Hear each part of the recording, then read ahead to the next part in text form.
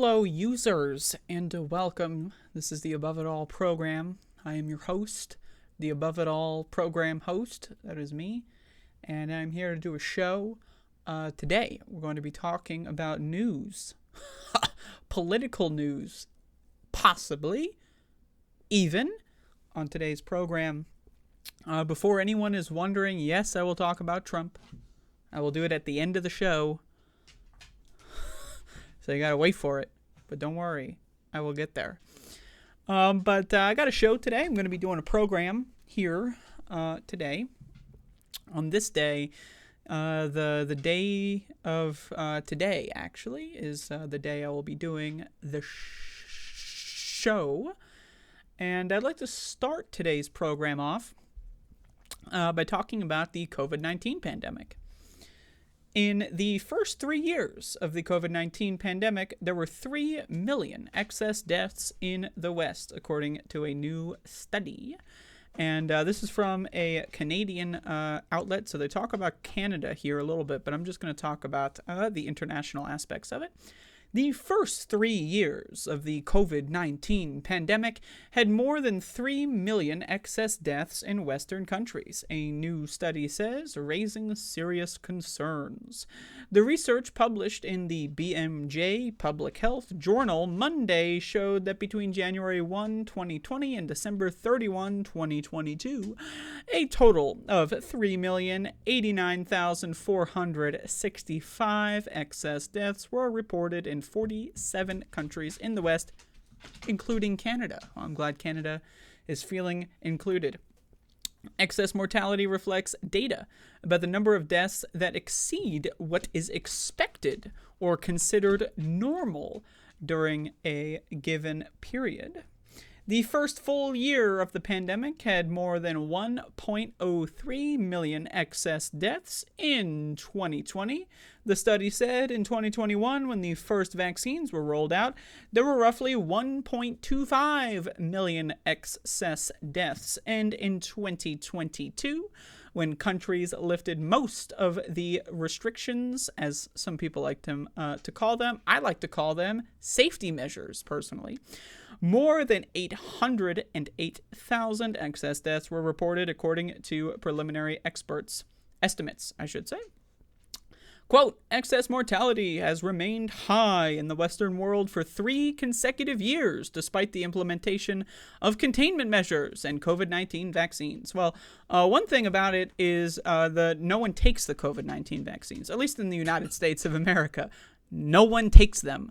I believe every year since the initial rollout, we've had anywhere from 15 to 20% of the country take the updated COVID-19 vaccine, which means about 80% of the United States are RFK or Donald Trump tier anti-vax lunatics, Alex Jones type motherfuckers. That's 80% of Americans are too fucking dumb to live, right? In a literal sense, and that's why they're dropping like flies.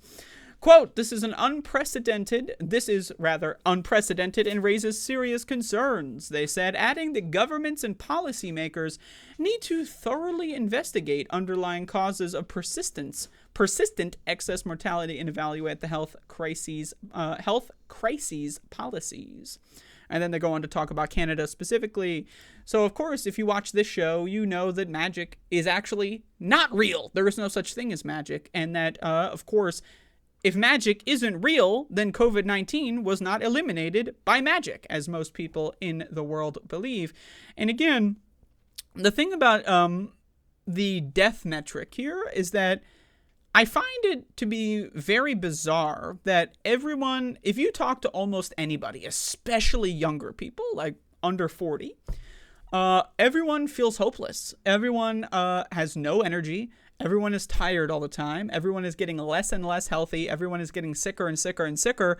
But wait, they're not dead, so that means they're perfect, right? Because people only care about death personally. Now, this is just me speaking. As somebody who was raised while chronically ill. I had a chronic illness for the first, 16, 17 years of my life. I was sick all the time. And so, as a result, I can tell you, I would rather die. I would rather jump into traffic than get long COVID. That is my personal opinion. That is why I haven't left the house in multiple years. Because to me, nothing, certainly not talking to other human beings in person, right? Like, woo, that is at the bottom of the list. But nothing is worth getting a lifetime debilitating sickness that's only going to progress and get worse and worse and worse. Now, of course, the caveat here, the asterisk, I work from home. I work from home. Now, again, I know a lot of people do not work from home. Now, my response would be, so there's a pandemic going on. It's been going on for 5 years. You haven't done anything and everything in your possible, capabilities to start working from home so that you don't fucking go to like Wendy's and slave away for like minimum wage and die in the process. Now, I know. Easier said than done. And of course, everyone should be, constantly trying to better themselves, but it's also not that easy. And, I'm a very lucky person. And with, doing this whole YouTube thing is pretty good for me. But the thing is, I find it so bizarre how complacent people are when it comes to having their life fucking suck. Again, you see a lot of people, oh, my life sucks. Let me have a kid. Because that's going to make it a lot better, right? Oh, my life sucks. So let me get permanently disabled by an infection because I wanted to go see Taylor Swift. Right? Like, so now I'm just going to say, I know I'm in a privileged position, and also I don't like people. I really just don't like people. In fact, I would even go as far as to say I despise people. I really do not like people, okay? Especially the public. Now, people, some of them are pretty decent, but the public, bad. Full stop. Irreparable. Nothing at all to be salvaged from the public. Now, real quick, I'm going to turn my air conditioner on. All right, my air conditioner is on. And I'm going to be talking, there's more stuff I want to talk about with COVID here, but, I just got to get my ranting and raving out as soon as possible before I go into the real information, because that's just how my brain works. But I know there's a lot of people that maybe they made the mistake. And you know what, whatever. Hey, I'm sitting here childless in my 20s here, but a lot of people made the mistake of having kids before the pandemic, and you know what? You got shitholed. You got fucked. The game was rigged, and you lost. You bet on black, and you got red. It really is that simple. You made a mistake.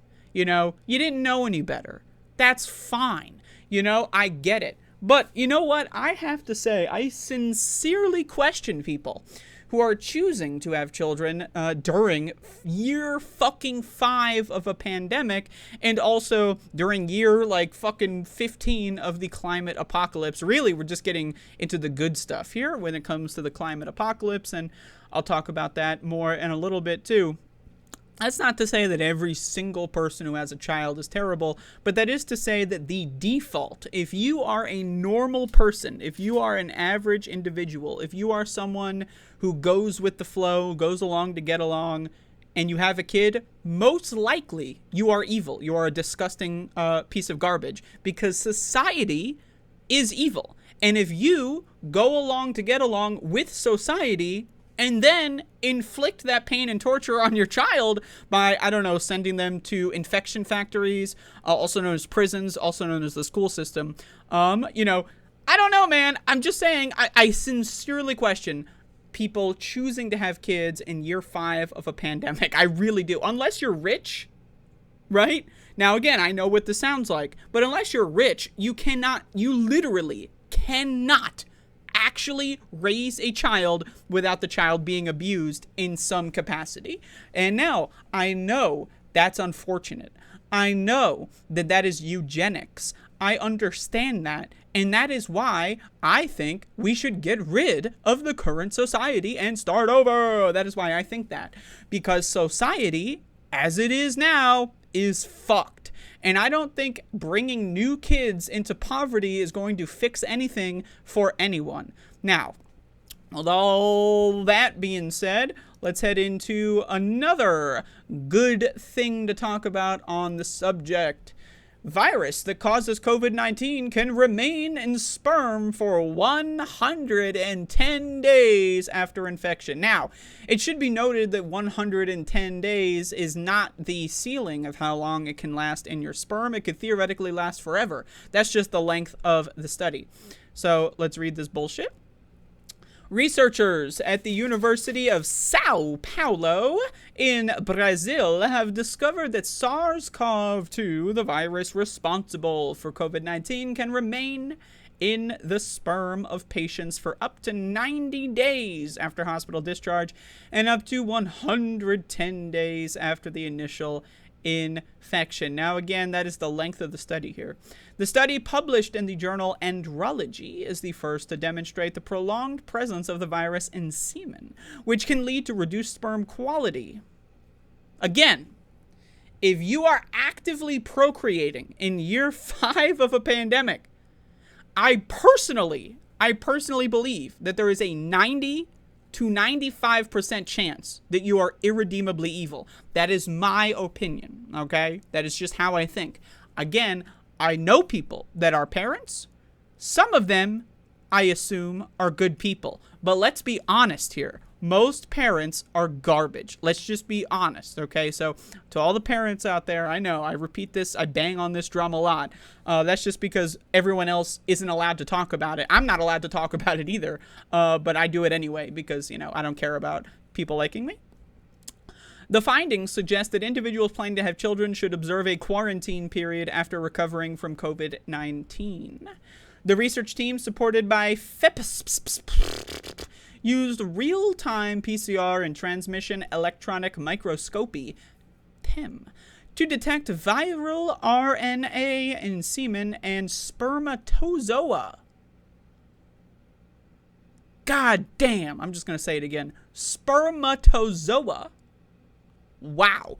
Donated by men convalescing from COVID-19, semen samples were collected from 13 patients aged between 21 and 50 who have experienced mild, moderate, and severe cases of the disease and had been admitted to Hospital das Clínicas, HC, the hospital complex run by the university's medical school. Now again, I've already covered on my show many times how COVID, the virus, the actual virus itself, can replicate inside the placenta in a pregnant person. So you juice someone up with some sperm that's, contains the virus, right? The zygote is infected with COVID-19. I know, it's great, it's insane. And the placenta gets jammed up with COVID-19.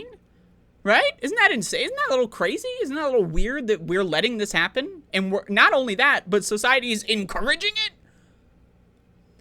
I've also, covered how it's resulted in an enlarged amount of birth defects globally. There's a lot more birth defects, a lot more developmental anomalies, and so on and so forth. I forget the exact percentage increase on the 5-year, but you can go look that up. But it is, it's shocking. I think it was like around 10-20%, somewhere in that range. But let's keep going. Although PCR test results were negative for SARS-CoV-2 in semen in all cases, the virus was detected in sperm from 8 of 11 moderate to severe COVID-19 patients, 72%, within 90 days of discharge. Now, again, that is 110 days after being infected. So they're counting, discharge from the hospital, and then they do follow-ups. Additionally, the virus was detected in 1 of the mild COVID-19 patients. I'm going to take a sip from this bullshit. In total, the virus was found in sperm from 9 of the 13 patients, 69%. 2 others exhibited ultrastructural gamete impairment, similar to that observed in patients with a COVID-19 diagnosis. The author concluded that 11 of the patients had the virus in their sperm. Isn't that a little interesting? I don't know. I just we can talk about sample size and all this stuff, but again, we're seeing all sorts of studies coming out of every country, that actually cares about this, at least a little bit. You don't see a lot coming out of the United States as much as you see in Canada or Brazil or in Europe or whatever. But, again, every one of these studies is basically telling us this is horrible. This is hell on earth. You talk to people, I'm sick all the time. I got health issues. Oh, I'm so tired all the time. And no one gives a fuck. People are so fucking stupid. Literally too dumb to live. They would rather kill themselves if it meant going to see Taylor Swift and eating inside at Wendy's. They would rather die than give those two things up. Imagine, that is the average American at the very least. They would rather fucking live in torment and disability and die than give up indoor dining at Wendy's. That is how deranged the average human being is in the United States of America at the very least. That's, I live in the United States of America. I am relatively sure that that's how a lot of other countries operate. But again, I don't live in other countries, so I'm only speaking from my experience here. Sperm is part of the innate immune system. TEM analysis revealed that the sperm produced extracellular traps based on nuclear DNA to neutralize the pathogen. Quote, sacrificing themselves to contain the pathogen in a mechanism known as suicidal etosis-like response. Etosis means death via extracellular traps. Quote, the finding that spermatozoa are part of the innate immune system and help defend the organism against attack by pathogens is unique in the literature and makes the study very important. It can be considered a scientific paradigm shift. So throughout studying COVID in the balls, we're figuring out more about the balls. Isn't that interesting? A discovery adds a novel function to the role of sperm in reproduction. Halak advocates postponement of natural conception and particularly of assisted reproduction for at least 6 months after infection by SARS-CoV-2, even if mild COVID-19 ensues. Now again, as we know, 50% of COVID cases are asymptomatic. 50% of the time, you are actively getting destroyed internally by COVID, but your immune system is so heavily, desecrated that you don't even realize it, because what are symptoms? Like sneezing. That is an immune response. Your immune system is responding. So half the time, COVID gets in and fucks your body up, and your immune system literally doesn't even respond. Or you might just say, oh, I was, a little sniffly for 1 or 2 days because of pollen or whatever the fuck, whatever excuse you want to come up with, and you don't even realize it. So again, when you factor in that half of COVID-19 cases, people don't even know that they're sick. What does that sound like? Oh, it sounds like cancer, doesn't it? You just drop on the floor one day in a fucking pool of coughed up blood, and you wake up in the hospital and it's like, bro, you've had lung cancer for 5 years. You should have come in 4 years ago, right? So isn't that interesting? The research group at HCFM YUSP has made several important discoveries related to the impact of COVID-19 on reproductive and sexual health since 2020. They found that men have a higher risk of severe COVID-19 infection and death from the disease, possibly due to the abundance of ACE2 receptors and Super Saiyan 2 in testes. The group also discovered that the testes are potential targets for infection by the virus, causing subclinical edematous and testicular lesions associated with COVID-19. As the pandemic continues to evolve, understanding the long-term effects of SARS-CoV-2 on reproductive health is crucial for both individuals and healthcare professionals. Now, it's important to note that this is, they're saying the pandemic continues to evolve. They're not saying, with the pandemic in the rearview mirror, now we're finding out the impacts of that, 1 or 2 year time. No. They're saying, yeah, we're basically in a pandemic. It's only going to get worse, And by the way, you shouldn't be having kids, or at the very least, if you are, you probably shouldn't be fucking, but if you are, definitely wear a condom, because guess what this means? COVID-19 is a sexually transmitted disease, and it can fuck up your kids. So again, throwing that out there, having children during a pandemic, I don't know, dude. I personally think there is a 90 to 95% chance you're just a straight up scumbag, and the world is better off without you, and the world is better off if you didn't have kids. That is my opinion. Now again, I do have the knowledge that there are some good parents out there. I know that that is true. I've only met a couple, out of what? hundreds and hundreds of millions of people that live in the United States. I met a couple of good parents, 1, maybe 2, 3, 4, So I know that they're out there.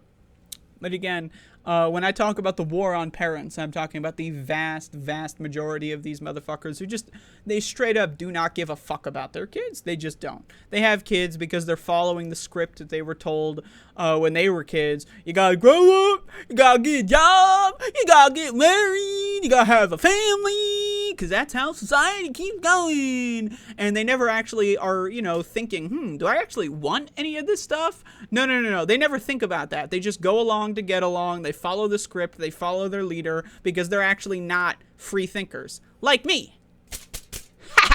Now, let's keep going here. Let's talk about Australia. You ever been to Australia? I certainly haven't. I've never left the country because I'm a fucking loser. But, if I were to leave the country, you know where I would not go? Australia. Now, why wouldn't I go there? It's too fucking hot. It's too fucking goddamn hot, okay? It's hot enough where I'm at in the United States with the climate apocalypse. I'm certainly not going to Australia. Okay, so with all that in mind, let's talk about Australia. South Australia public hospitals operating in internal emergency, elective surgeries on pause. Why is that? What's going on, man? I thought the pandemic was over, bro. I thought Joe Biden waved a magic wand, man. That's what I thought. And I'm too dumb to look up anything. Whatever the government just tells me, I believe it at face value. When the government tells me things, I just follow in lockstep because I'm a free thinker. Freedom.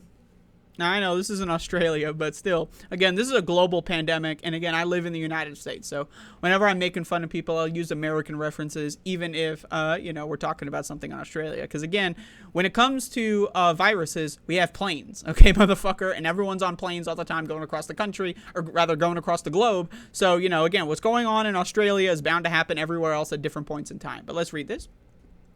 South Australian public hospitals are under strain, with the health department boss declaring a system-wide internal emergency due to many staff being sick with COVID. Health Chief Executive Robin Lawrence called a code yellow on Thursday afternoon, opening all available beds and paused almost all elective surgeries in metropolitan and regional public hospitals. In a statement, Dr. Lawrence said the decision was made due to a significant demand this week. All Adelaide? I don't know, I don't live there. Metropolitan emergency departments were operating at code white, which means they were over capacity earlier on Thursday. This is last week, of course. At 4:30 p.m. on Thursday, patients at Modbury Hospital's emergency department faced an average wait time of more than 3 hours. Now, I want to talk about real quick hospital-acquired COVID. I should have had this open, but this is just a tangent. But I did see a report from, I want to say it was Canada, a couple days ago, that said about 20 to 30% of known COVID-19 cases come from the hospital. So let's say you fall off your skateboard doing a sick fucking 360 no-scope or whatever, you break your fucking femur, right? So you go to the hospital, you get a cast, you come home, and then boom, you got COVID, and then you're fucking dead, right? Maybe not you're dead, but if you're 60 or 70, you're gonna die. So a lot of old people especially, they're going in because old people need to see the doctor, they get sick, and then they die, right? And then let's say little Timmy fell off the skateboard, you get sick, and then you're 30 and you have dementia. Isn't that a little fucked up? So I'm just throwing that one out there as well. I don't know, man. It's hell on earth out here. I don't make the rules. It is hell on earth out here. Dr. Lawrence said around 270 staff in metropolitan hospitals were currently off sick with COVID, and more than 140 patients were in hospital with COVID and flu. Now, I just want to say this. The idea that flu is circulating at an extended rate, which it is, right, at this time of year, is kind of crazy. Now, I know Australia's got the reversed seasonal stuff, but it's still kind of crazy, okay? I know. It's fucking hot down there, so I'm just... Quote, to manage the demand, our local hospital networks have opened all available hospital beds, maximized said out-of-hospital care options, and paused all elective surgeries except for Category 1 and pediatric urgent Category 2 and metropolitan and country hospitals, Dr. Lawrence said. Quote, many hospitals are being impacted by the large amount of respiratory illness, in particular COVID and flu, which is also creating staff shortages. SA Salaried Medical Officers Association's Bernadette Mulholland told ABC Radio Adelaide Drive program hospital staff are trying to cope with the demand, but the community is expected to face long waits in emergency departments. Now, for me, in my experience, I live in the United States. I'm just going to throw an anecdote out there. Last year, I decided I had a doctor's appointment coming up, and I decided to postpone it because it was during winter at the peak of the COVID surge last winter. And I knew, you know, it's America, so I knew they wouldn't take it seriously because they're fucking stupid. So I decided to postpone it. And when I did that in December, the earliest available appointment, after postponing it, was for August.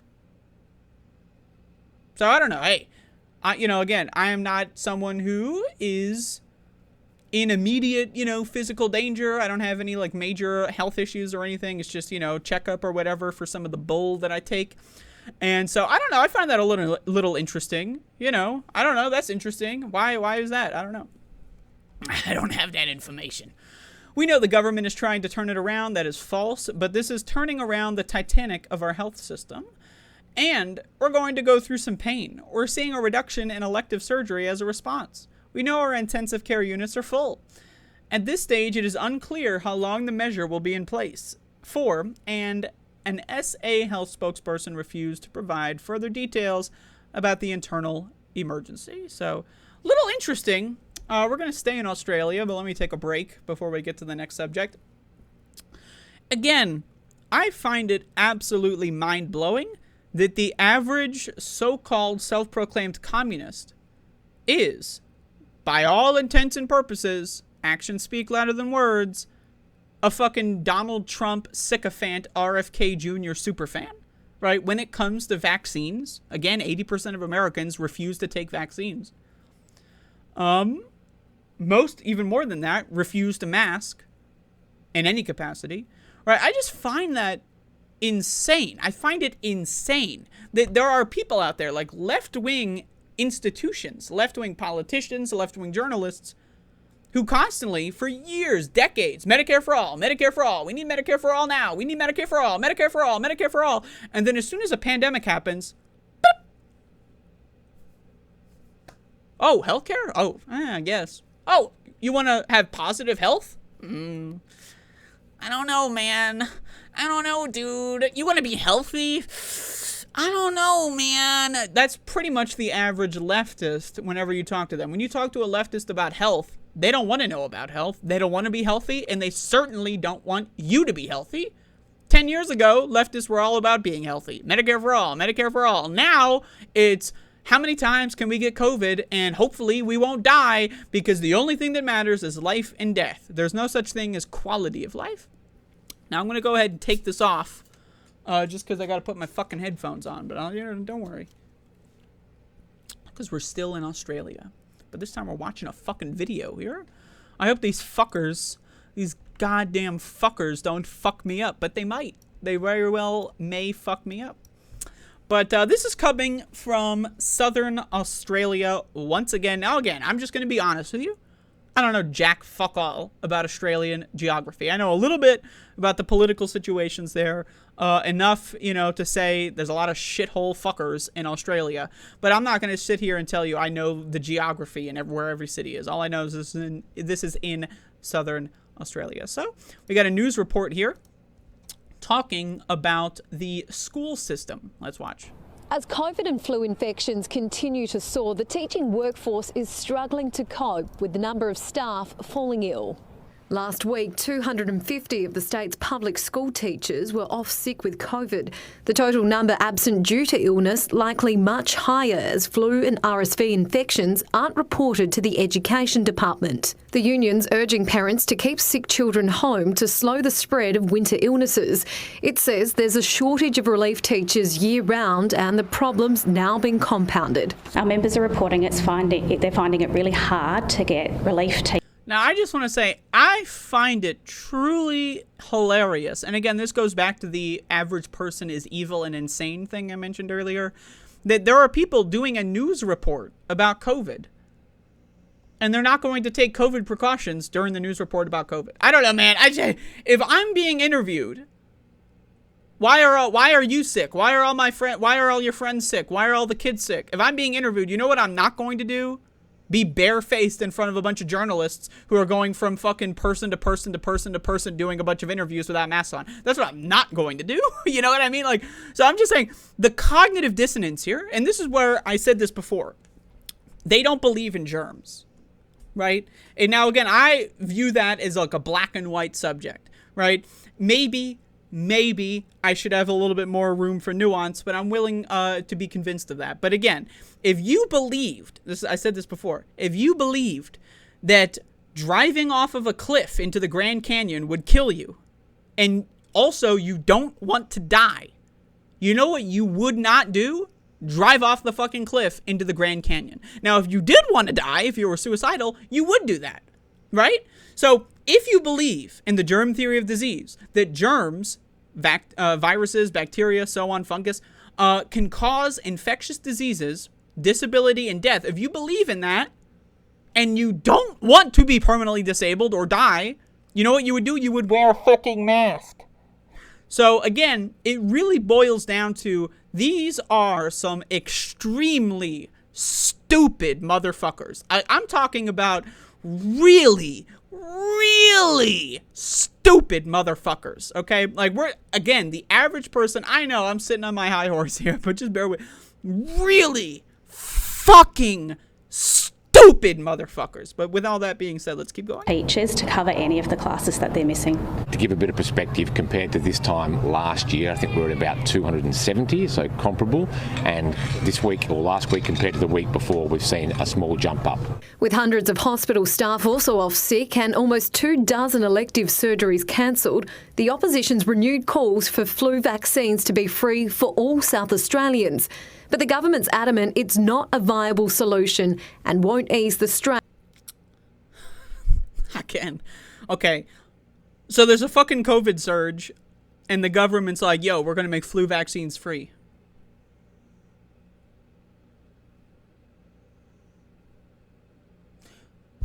So the flu vaccine protects against COVID now, according to the Australian government? What the fuck? What? Again, we are talking about a species that is filled to the goddamn fucking brim with stupid motherfuckers. Quite literally too dumb to live. The average person right now is literally too fucking dumb to live. We're giving out free flu vaccines during a COVID surge. I mean, what the fuck? On our already stretched hospital system. We need to focus on the at-risk groups. We did previously have a free flu vaccine program, and Nicola's advice to us is that it made no difference whatsoever. The hold You don't say. So having a free flu vaccine program did not stop the COVID surge.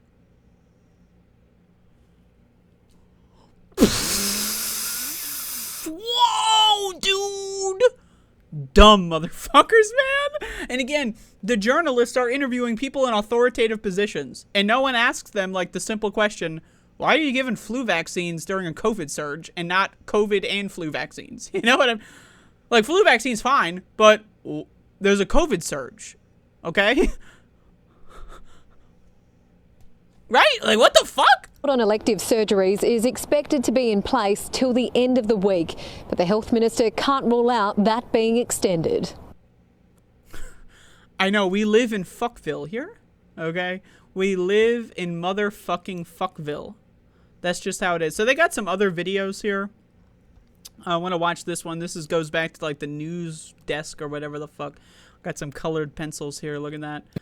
An alarming surge in respiratory viruses has left schools struggling to find teachers, and they're urging parents to keep sick children home. It comes as the number of patients in hospital with COVID and flu soars, prompting the cancellation of dozens more elective surgeries. Prospect Primary's not immune to the recent surge in winter illnesses. There seems to be a lot going around in the communities, and I myself had a week and a half off. The deputy principal among 200 Again, I just... The idea that we're doing a segment on COVID, journalists are going around from building to building to building to building to building, from person to person to person to person, interviewing them, and they're not wearing a mask. I mean, it's literally like, and now this goes back to like narcissism. Most people, I would say 90 to 95% of humans are fatally narcissistic. Fatally narcissistic. This is the evidence. They want to get their pretty little face on the camera. I'm going to be on the camera. Woo, look at me. That's why you saw like a lot of this in the 2020 protests, in the 2021 stuff. For against police brutality and stuff. You saw a lot of on the street interviews. People would do interviews and then they would take their mask off to talk into the fucking camera. Again, fatally narcissistic. These are teachers, by the way. These are people in charge of education. And they're literally too dumb to live, and they're teaching kids. 50 public school staff off sick with COVID last week, but the total number... And then they show... You know, COVID the teacher or whoever this is doesn't have a mask on, but the kids do.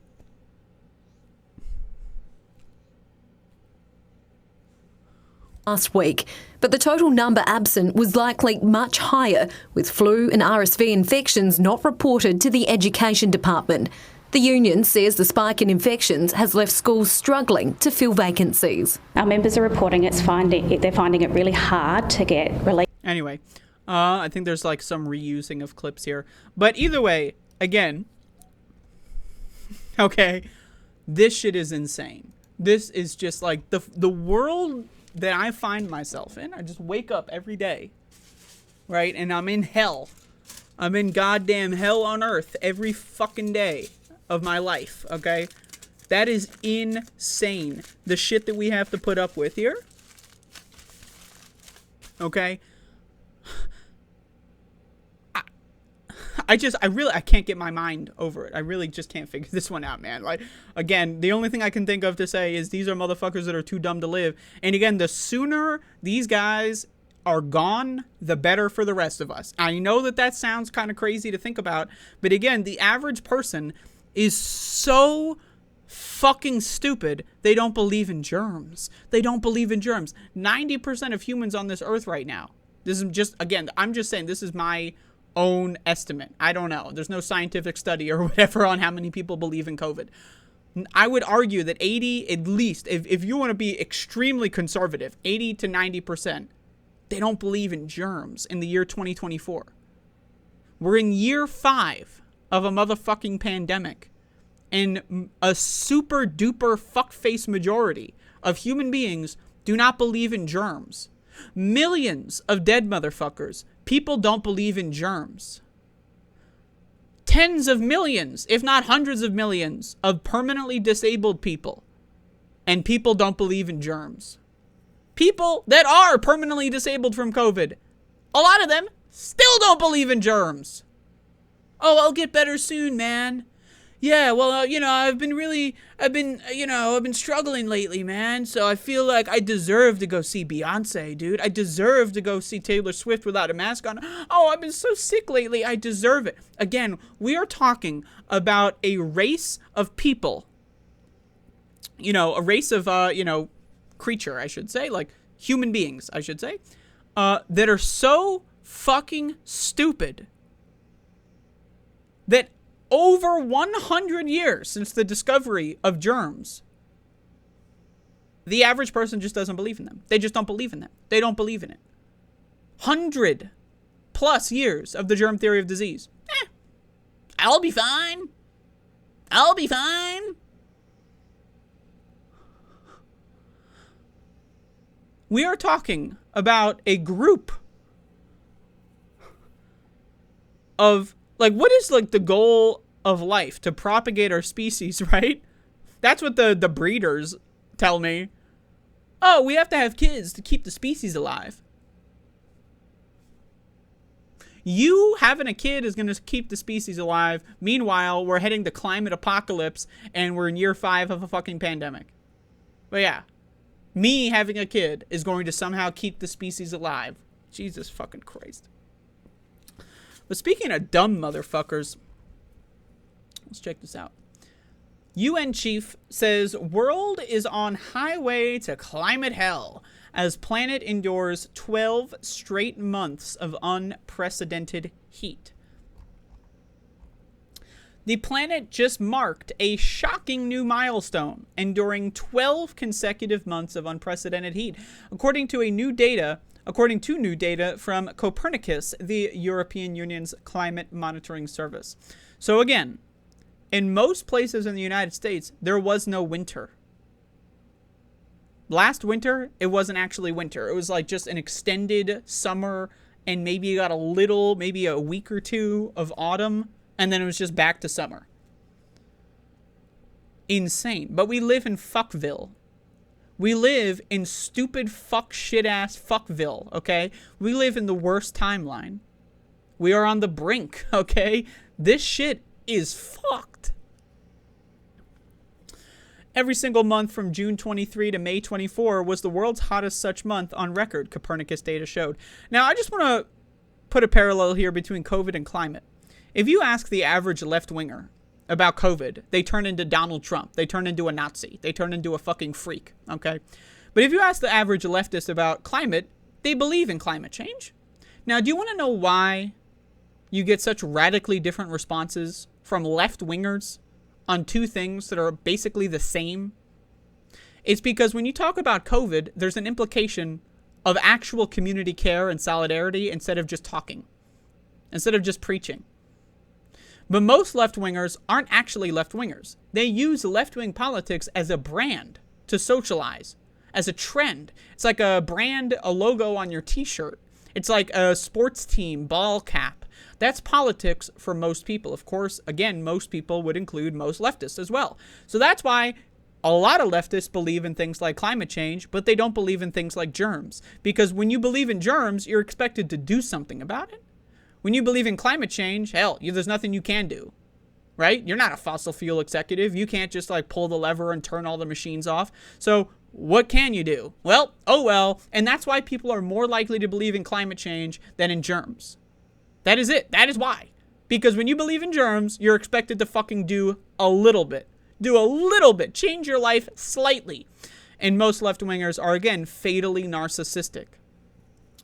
The 12-month heat streak was, quote, shocking but not surprising, given human... Those are just synonyms, by the way. I'm just...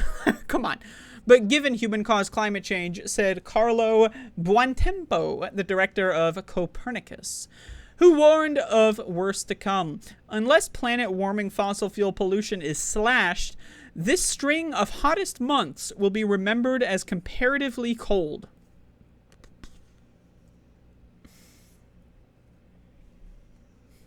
What are we doing, man? Copernicus released its data the same day as the UN Secretary General Antonio Guterres made an impassioned speech in New York about climate change, slamming fossil fuel companies as the godfathers of climate chaos, and for the first time explicitly calling on all countries to ban advertising their fossil fuel products. Yeah, that'll do it. That's the other thing, is that our leaders are so fucking goddamn, like, these are pussies. These are some pussy ass bitches. Let's be honest, right? You don't get to become UN secretary or whatever unless you're a pussy ass bitch. Secretary General. This is really hard to keep in my head. I don't know how people do it. You don't become a secretary goddamn general unless you're a pussy ass bitch. Okay, look at the ICC, for example. These are all a bunch of pussy-ass bitches. A bunch of losers. A bunch of people who want to talk tough. Oh, yeah, we're going to arrest you, Netanyahu. And yet they're not going to fucking do anything about it. The UN. Oh, wow. Oh, this is so bad. Oh, jeez. Oh, golly. Let's ban advertising. How can you say we're on the road to climate hell And your solution is to ban fucking advertising. I mean, what? What? What? But again, we're talking about some really stupid fuckers here. Guterres urged world leaders to swiftly take control of the spiraling climate crisis or face dangerous tipping points. Quote, "We are playing a Russian roulette with our planet." He said Wednesday, "We need an exit ramp off the highway to climate hell." And the exit ramp? Banning advertisements. That ought to do it. That ought to do it. As temperatures surge, global climate commitments are hanging by a thread, he warned. Copernicus's data showed each month since July 23 has been at least 1.5 degrees warmer than temperatures before industrialization, when humans started burning large amounts of planet-heating fossil fuels. The average global temperature over the past 12 months was 1.63 degrees above these pre-industrial levels. Under the Paris Agreement in 2015, which by the way no longer exists, countries agreed to limit global heating to 1.5 degrees above pre-industrial levels. Now again, that no longer exists, so it doesn't matter. While this aim refers to warming over decades rather than a single month or year, scientists say this breach is an alarming signal. This is a harbinger of progressively more dangerous climate impacts close on the horizon, said Richard Allan, a climate professor at the University of Reading in the UK. So you can see the chart here. Not looking good. I mean, this is not looking good. But again, I don't know how many times I need to say it. We are fucked. We are fucked. The only possible hope, and I don't want to, there's two hopes here, okay? I'm just going to be honest with you. This is how I see it. If you want to send me the third way or whatever, tell me. Either we do a global capitalist revolution and overthrow everyone 100% in charge and do Nuremberg trials on all world leaders, all of them, every single one, and executives of all these companies. And that's not going to happen, by the way. Or two, you become rich enough to survive the apocalypse. Those are the only two options you have to live a happy, healthy life. If you're my age range, I'm 28, by the way. I haven't said that yet. I'm 28, by the way. If you're 96 or whatever, you're going to, fuck it. Just have fun, go ride your Harley off the cliff into the fucking goddamn Grand Canyon. If you're 76, you probably don't need to care that. If you're 50 even, you may not, whatever. But again, a lot of those people have kids, but are they going to train and prepare their kids for the climate apocalypse? No, they're not going to do that because they don't actually give a fuck about their kids, right? So again, if you are around my age, maybe plus or minus 10, 15, 20 years, again, really, and I'm serious, the only way you can survive the incoming apocalypse, pandemics and climate change, is we need a global capitalist revolution, overthrow capitalism completely and entirely, 100% of the globe, or individually you get rich enough in order to build a bunker somewhere, or buy up a bunch of food and store it in your basement or whatever, or you can just afford to stay at home all day. Those are the two options. That's it. Now if you want to present to me a third option, we're talking about in the next 20, 30, 40 years, the rest of my lifetime, that perspective here, that's what I'm thinking about. I'm 28, so I'm thinking about the next 80, 90 years or so. I personally want to live above 100 years old. I've had an ancestor, that lived to 103, so I know I can do it. And they smoked every day, so you know what I mean? If they fucking can do it, I certainly can do it. So I'm just saying, that's my plan. But again, the only way that that's going to happen is if somehow I win the motherfucking lottery, or everyone gets their shit together and overthrows everyone in power. And guess what? I know what's not going to happen. The news comes as the western U.S. is experiencing its first heat wave so far this summer, with temperatures soaring into the triple digits. This summer? Doesn't summer start on June 21st? Wait, I forgot. We live in hell. But unprecedented heat has already left a trail of death and destruction across the planet this spring. Dozens have died in India over the past few weeks as temperatures pushed above 50 fucking degrees. in India. 50 motherfucking goddamn son of a bitching cocksucking motherfucking fucking degrees. That is insane. Brutal temperatures in Southeast Asia have caused deaths, school closures, and shriveled crops. And as heat surged in Mexico, howler monkeys dropped dead from the trees. Hotter air and oceans also fuel heavier rainfall and destructive storms, like those that have battered the U.S., Brazil, Kenya, and the UAE, among other nations this year.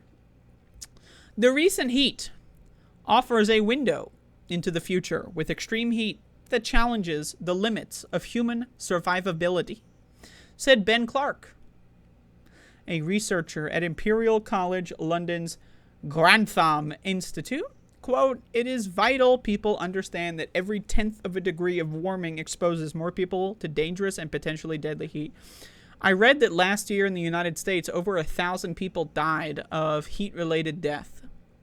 Now, I personally believe that that's an undercount because heat can trigger all sorts of other kinds of things like heart attacks and so on, that sometimes it's hard to even know if it's triggered by heat or something like that, right? So I believe that that's an undercount.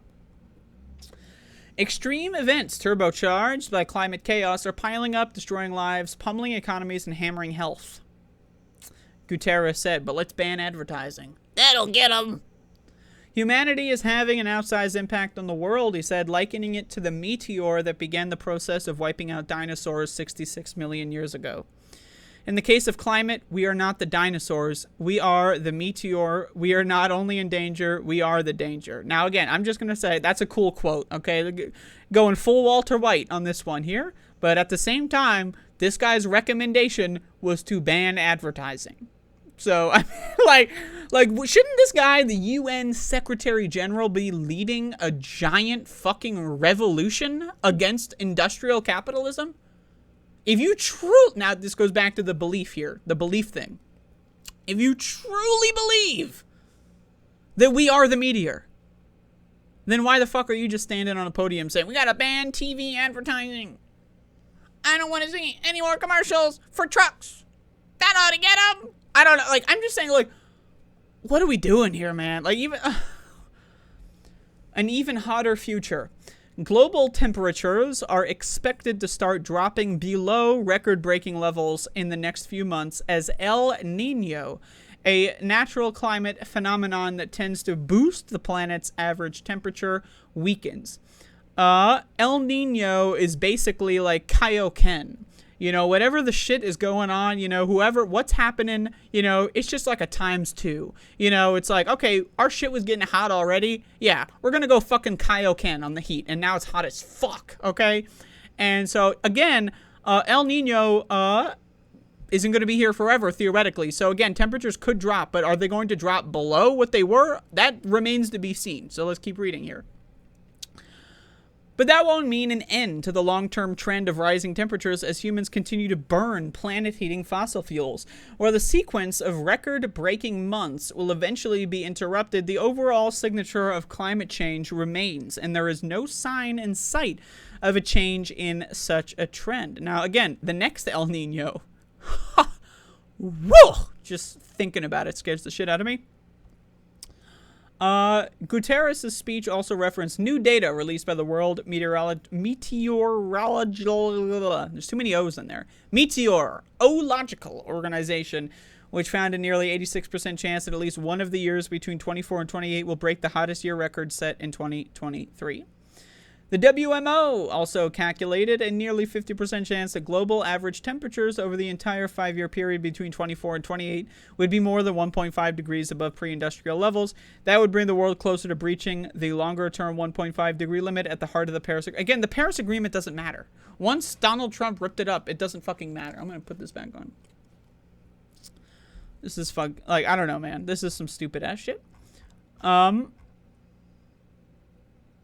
It's not like Guterres laid blame for the climate crisis firmly at the doorstep of fossil fuel companies that rake in record profits and feast off trillions in taxpayer funded subsidies. It's not just that. It's also the governments. It's also the institutions like the UN, by the way.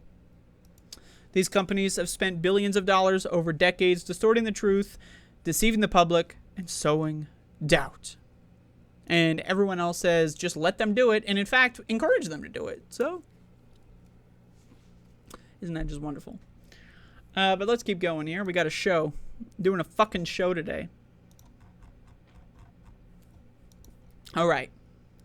Now, let me recap my show so far. So we're talking about COVID. Everyone's getting sicker and sicker and sicker and sicker. In the U.S. especially, healthcare costs are skyrocketing. In the U.S. especially. Worldwide, but of course, a lot of countries have socialized medicine, so that doesn't really impact the consumer. In a lot of countries. But again, everyone's getting sicker.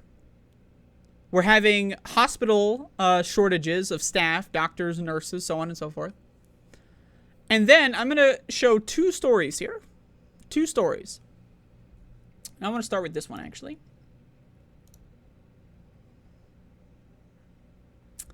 Check this out. Woman with unmanageable pain from Lyme disease chooses to die. She wasn't always believed. Isn't that interesting? Now again, we're living in a world where hundreds of millions of people are becoming permanently disabled in some way. Now, what is a long COVID? It is a progressive illness. It gets worse over time. Now, if you know what Lyme's disease is, you know what else it does? It gets worse over time. Especially if it's untreated for an extended period of time, it's just going to get worse and worse and worse and worse. After she chose doctor-assisted death because she was in agony with no end in sight, the family of a Quebec woman with Lyme's disease is calling for change on how the medical system handles cases of infectious illness. Stephanie Lavoie was only 30 years old when she died on May 17th. She spent most of her adult life fighting a barrage of escalating symptoms that left her bedridden and barely able to eat by the end of her life. Now, we're going to get, this is a very complicated issue, and I'm going to explain why it's so complicated later, but there's some more interesting information here that I got to get to first. The pain was unmanageable, Kathy Lavoie said about her sister's deteriorating health in an interview. Health Canada says symptoms of Lyme disease range from rashes and headaches to severe joint pain and memory loss. In rare cases, the tick-borne illness can cause death due to heart infections. Lyme disease is becoming more prevalent in Canada as the warming climate pushes the boundaries of a range of pathogens and risk factors northward.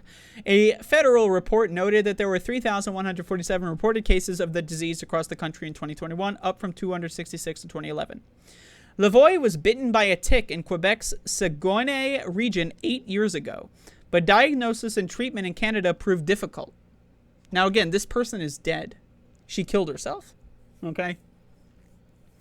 She didn't kill herself because she was sad. Oh, I'm sad. She killed herself because the medical system refused to fucking treat her. Now, this is in Canada, a country that claims to have universal health care, by the way. Her sister said the Lyme disease diagnosis was confirmed in the United States, Mexico, and Germany, but never in their home province, since Lavoie's condition didn't meet all the markers. Canada, a country that claims to have universal health care, refused to even diagnose this person. Imagine if she got diagnosed 8 years ago and got the care she needed.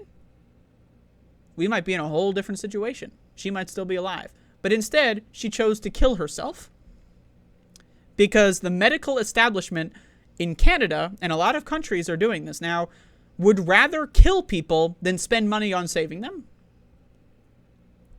The illness tore into her body.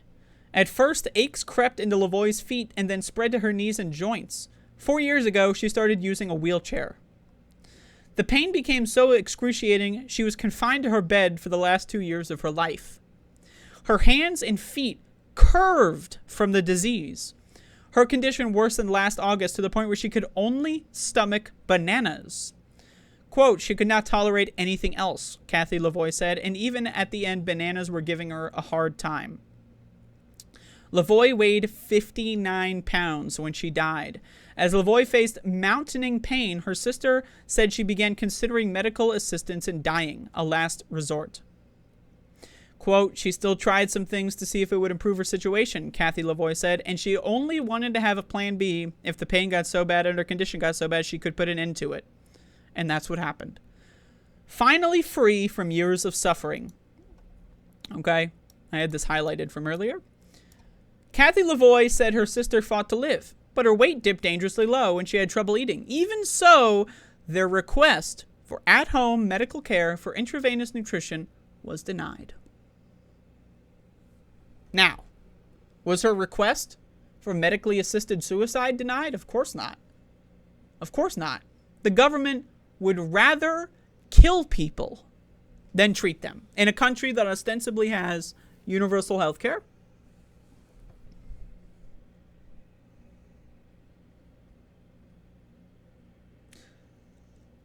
And now again, with the COVID-19 pandemic, which produces a disease that is kind of similar to Lyme's disease. Now, it's more similar to HIV and AIDS than it is to Lyme's disease. But again, these are kind of similar issues where a lot of the time patients just aren't believed and they get, they even get diagnosed way too late before they can do anything. And then even in this case, she had diagnoses and they still wouldn't do anything, but they let her die. In fact, not even only that, they killed her. They murdered her. This is murder. I wouldn't even call this suicide. This is just murder. In a message recorded for a journalist shortly before she died and shared with Global News, Lavoie herself asked, is it ethical to let someone die because they do not... Now again, is it ethical to murder someone is what I would say, because they do not fit into one of the famous check boxes. Lavoie chose doctor-assisted death as the pain become intolerable. So they believed her pain was intolerable. They believed her illness was so bad that it's okay, we can kill you, we'll murder you, but it's not bad enough to actually treat you. We believe you when it comes to killing you. We don't believe you when it comes to helping you. Isn't that interesting? When you ask for help, sorry, I think you're lying. When you ask to be killed, oh, sure, come over here.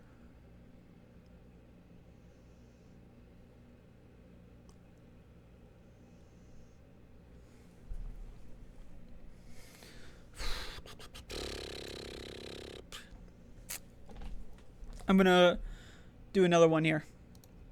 This one is a little bit different, but my point on the other story is that, again, we're going to be seeing a lot more sickness. But it's okay, because you ask the average person, and there's only life and only death. There's no in-between. Oh, people stop dying. They haven't. They're still dying of COVID, but they think, oh, people are dying less, so therefore everything is fine. But let's go into this case, because this case is a little bit more nuanced here. Now, this case, I should say this case, because I want to do one more thing on this one. This is murder. I don't know what to tell you. This is just straight up murder. Everyone involved with the medical system that ever interacted with her whatsoever should be sentenced to prison for the rest of their lives. This is just murder, straight up. This situation is murder. Now, this one is a little bit more nuanced. I wouldn't necessarily say that this one is outright murder, okay? So let's get into this. A young Dutch woman finally got her tragic wish to die by assisted suicide. 29-year-old Zoraya... Now, come on, just make it to 30. I mean, come on, you're so close. I'm just saying. 29-year-old Zoraya Terbeek's life was terminated last week. Notice the language that we use here is really bizarre. After waiting 3 years for final approval for her euthanasia, which is legal in the Netherlands if the patient is deemed to be experiencing unbearable suffering with no prospect of improvement. Now, this woman's story is very interesting to me. And part of it resonates with me personally. So I want to get into that later on once we've read more. I'm reading this one from the New York Post because this one kind of went a little bit more viral, I guess. You know, people are talking about it. So I love getting in some of the right-wing garbage newspapers because their perspectives are usually more bizarre. Terbeek was diagnosed with autism when she was 21 By the time she was 22, she wore a do not resuscitate tag around her neck. She reportedly had been hoping to end her life since she was a child, as she was bullied growing up and often felt like she did not fit in. Quote, "For me, autism is the major hiccup in my life," Terbeek told the Free Press. "That bothers me the most." So she was bullied as a child, and she basically had trauma as a result of that haunted her for the rest of her life. And there's more to it, but like, just think about that, man. Think about how the people who bullied her in school would feel or should feel. Like, imagine knowing, like, imagine reading this and you were someone that would, like, you know, beat the shit out of her in fucking grade school or whatever. I'm just saying, like, while Terbeek was physically healthy, she struggled with mental illness, depression, anxiety, and an unspecified personality disorder, the Free Press reported. In school, she dressed as a goth to ward off bullies and seem scarier. Quote, "The whole black look right, because that is how I felt on the inside." Now, I mean, I can empathize with that one. When I was in school, I got bullied a lot myself. And there was a period where I decided to just, you know, I wouldn't necessarily say I went goth. You know, I don't know about that. But I would dress in a really edgy manner. And it actually worked. I remember distinctly in like 7th or 8th grade, someone like talking about me or whatever and saying like, "Damn, that person's really scary. You know, don't fuck with them." Just because I had like a scary demeanor because of the way that I dressed. So I'm just going to say that is a good strategy. I've done it myself. So, and it's crazy that, you know, people have to do that. They have to resort to things like that. Terbeek lived with her boyfriend, Stein, an IT programmer 10 years her age. But her parents did not approve of the age difference. She had been estranged from her mother and 3 older sisters for 6 years, while her father died from cancer last year. So, now a 10-year age gap, I'm sorry, man. That's nothing. I'm sorry. 10-year age gap, I'm sorry. Like, if you, like, we don't exactly, at least at this point in the article, know how long they were together. Like, if she was, like, 15 or something, that's a problem. But we're talking about a 29-year-old dating a 39-year-old? And her entire family is going to cut her off for that? Now, that leads me to believe that she was abused by her family as a child. Because anyone who would cut off their sister or their child because they dated someone 10 years older than them as a fully grown adult, you know as a matter of fact that that is a cult, that is a grotesque family system that abused the fuck out of this person. She was abused at school. She was abused at home, most likely. And she killed herself. Now, the reason why this is going viral is because she killed herself with medically assisted euthanasia. Now, to be clear, this is a reason why all kinds of people kill themselves. This is one of the reasons why queer people, for example, especially trans people, have such a high suicide rate because of abuse, child abuse from the home, you know, parents abusing the child, being abused in school, having nowhere to go, feeling hopeless, and then developing PTSD from that experience and being unable to actually move on. Stein worried about Terbeek and encouraged her to seek treatment. So she tried various things to treat her mental illness, including 33 rounds of electroconvulsive therapy, in which electric currents jolt the brain. But after her last treatment, on August of 2020, her psychiatrist told her, "There's nothing more we can do for you. It's never going to get any better." Now, what I'm going to say is that this psychiatrist, murderer. Straight up murder. I'm just going to be honest with you. The last resort is fucking electric shock therapy. That's it? That's all you got? That's all you got? Really? Really? I'm sorry, man. There is more. anyone and everyone could have done here. I'm just being honest with you. You know, by the time she already had made up her mind, probably not, you know, like by 28, 29 years old, she probably already made up her mind too much. But like when she was 23, 24, 25, you know, there are a lot of things a lot of people probably could have done, but they were too lazy or didn't care enough to do so. Probably most, you know, of all, the family system. Again, I mean, I just want to... Mother and 3 older sisters. Mother and siblings. Now, it's one thing for the parent to abuse the child. That happens all the time. That's standardized. That's normalized in our culture. But for the siblings to join in on the abuse, to ostracize this person for a 10-year age gap as a fully grown adult?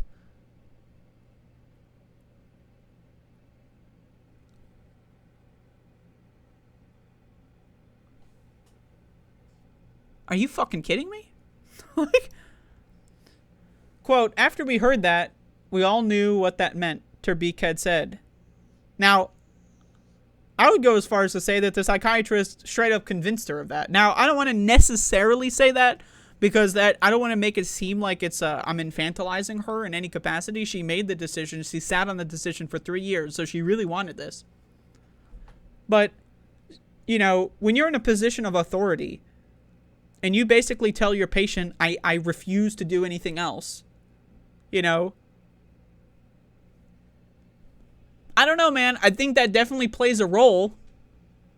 Like if the psychiatrist said, hey, you know, we're really running out of things to try, but I got a couple more things that I can come up with. Come back next month and I'll have a whole smorgasbord of possible things we can try. Maybe she would have never made that decision. But presumably the psychiatrist didn't want to bother doing their job anymore and just said, this one's a lost cause. Let's just kill her. Now, I'm ascribing a lot of, you know, things that aren't there. I'm reading between the lines a little bit here, so bear with me. You know, I'm telling you straight. I don't know if any of this is true. But this is just how I read this, and this is my perspective upon reading this information. In December of 2020, is when she made the decision. Quote, I was always very clear, if it doesn't get better, I can't do this. Quote, my whole friends and my support system, we really did it together.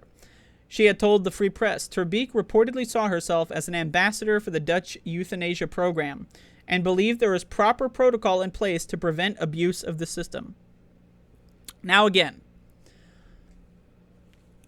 I'll save that for the end here. You know, because I got a lot more. I'm going to go on a little bit of a diatribe after this one. We've had this law for more than 20 years, she told the outlet. There are really strict rules, and it's really safe. Safe? I don't know. We're talking about a system designed to kill people. I don't know if safety is necessarily the concern, but okay. Terbeek opposed suicide kits being widely available for those waiting for or have been denied state-sanctioned euthanasia and did not support an update to the law that would allow those seeking assisted suicide without prior medical intervention or the approval of the state. Now, I just want to say this. I do believe people... never mind. Let me just read more of this. You know, I don't want to get carried away because then I'm going to get stuck. Quote, I am pro-death, but we need to be careful to protect people who are in psychosis or depressed and not thinking straight. Terbeek said, if you go on the suicide kit road, you don't know if somebody, maybe with the right help, could have chosen to live. Suicide related to mental illness is on the rise. The Free Press reported in 2010 there were only 2 recorded cases of medically assisted suicide that involved psychiatric suffering compared to 138 in 2023. Now, again, that doesn't factor in, people that don't have doctors kill them, that, people that just hang themselves, jump off the bridge, whatever, right? So, I'm just saying, I'm just throwing that one out there. Dude, fucking choking on saliva over here. Terbeek had a backup plan if her application didn't get final approval. She planned to use the suicide kit she obtained from Exit International, which advocates for the legalization of voluntary euthanasia, but she ultimately didn't need to use her escape plan, as she called it. Quote, Zariah passed away today at 1:25 p.m., or as she saw it herself, she went to sleep, a friend posted to Twitter on May 22. And then they do this bullshit. By the way, you know, this thing, you see this all over the place. This is the most infantilizing, condescending, fake bullshit I've ever seen in my life. The text that I'm highlighting, I'm not going to read it out loud. Right? Now, it's just the whole idea of like, oh, you're never alone. Yes, most of us are alone. The people qualified, theoretically, at least as society tells us, to help us, refuse to help us most of the time. So, yeah. So these are two different stories here. One of them, I would say, is just straight up murder. Unquestionable. The Lyme's disease story I covered in Canada, that's just murder. Unquestionable. 100%. Black, white, whatever. There's no gray area. There's no nuance. That patient was murdered by the medical system of Canada. This one is a little bit more nuanced, in my opinion. I personally believe people do have the right to kill themselves, obviously. It's kind of hard to stop someone from killing themselves if they really want to. However, if someone wants to kill themselves via the medical system, I also think they should have a right to do so. That being said, the idea that, especially in the case of the Lyme's disease patient in Canada, the idea that they're funneling people in to suicide pods because they don't feel like spending money on treating illness, that's my problem, because that's eugenics. If someone has had cancer and they're on their last legs, you know, and they want to just go out 3 weeks earlier, whatever the fuck, end on a high note, I have no problem with that. Okay? And also, in the sense, if someone is extremely depressed, broken on the inside, and they've thought about it for many, many, many, many years, most of the time, people that try to commit suicide, or that do commit suicide, have had it on the mind for a long time. Most people do not commit suicide as a spur-of-the-moment decision. Sometimes it can seem that way, right? To people on the outside. But I, as someone who has tried to kill myself, I've tried to kill myself many times when I was very young. And depending on your perspective, unfortunate or fortunately, I failed in every single one. However, I can tell you, the first time I thought about suicide was when I was about 8 or 9 years old. And that was because my parents hated me. I had no friends. I lived in a small town. And everyone else, all the kids in the town bullied the fuck out of me. I started thinking about suicide that young. And I think probably the first time I even tried to do it when I was like 13, 14. And the last time I tried to kill myself was when I was 22 years old. And so, as someone who's been in that mind space for an extended period of time, I'm going to be honest with you, like, it is 100%, like the situation with Zaraya, it is 100% society's fault that she got as depressed as she was. She was an autistic kid who probably didn't know, well, she said she got diagnosed at 21, so she didn't know she was autistic. So she grew up feeling different. She got attacked for it at school. We can only assume, based on the fact that her family cut her off completely because of a 10-year age gap. That's nothing. I'm sorry, that's nothing. Unless she was like fucking 13 when they started dating, like that's never mentioned. So we can only presume, because if that were the case, that probably would have come up at some point. So we can only presume that she started dating this person when she was like 24, 25, and that's no problem. Leads me to believe that her family system also joined in on the torment. And so, is it possible? Now, I just want to say, just for the record, I feel a lot better now. So in case anyone's fucking, freaking out or whatever about the last 5 minutes or 10 minutes of this, I feel a lot better now, okay? So just calm down. But like, I scratch my eyeball. There are several moments in this person's life, Zoraya's life, as it's described here, where significant intervention could have possibly done something, right? Let's just say this. We did not have a society where child abuse is standardized. The average family in Western countries, especially America, again, I live in America. This was in the Netherlands. I'm not super familiar with Dutch culture, I think. So I'm just throwing that out there. But like, I can tell you, I can presume that a lot of the shit that they do in Europe is very similar to the United States. Child abuse is standardized. I would argue, and I've said this on my show many times, that having a two-parent household in and of itself is abusive. Because usually, when you have two parents, they're either unified or they're completely against each other if you live in a hellhole household, right? And a child who is so young, and especially an autistic child, is incapable of understanding reality. And so when a child is so young, having such a small amount of authoritative figures in their life, like a teacher, one teacher every year, or two parents, or maybe an older sibling or whatever, in my opinion, it is fundamentally abusive to allow such a small amount of adults to essentially indoctrinate a child with a worldview. Because again, a child is too young to have an independent worldview. They haven't been alive long enough to understand how society and the world works. And so, in my opinion, right, I believe in the classic phrase, it takes a village to raise a child. When our species was getting off the ground evolutionarily, kids were often raised by the entire tribe of or group or clan or whatever the fuck of people. You know, let's say there are 40 or 50 people in a tribe. The kids would be raised by all of the adults. Now, obviously, the mother, the father, the grandparents, or whatever, they have a special place.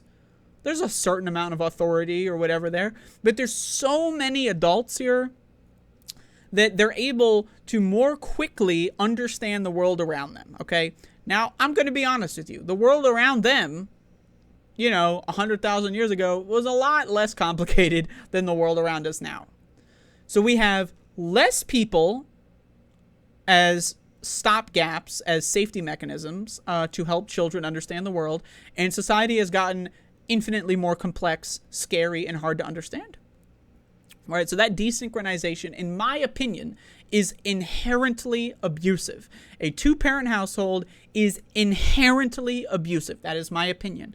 Now, again, that is not necessarily to say that every parent, if you don't have like 15,000 adults in your house at all times, is an abuser, right? But I do think society, as the way we have constructed society, that is inherently abusive. That is one arm of abuse. Now, again, you can have two amazing, beautiful, wonderful parents that can truly, let you flourish as a child. Oftentimes, that is not the case. Okay, either you have one parent who is extremely manipulative, or you have two parents that are extremely manipulative in concert, or you have two parents that are extremely manipulative in opposite directions. Now, that's what I had when I was a kid. My parents were never together when I was a child. So every time I would interact with one of my parents, they would constantly tell me things about the other parent and how shitty they were.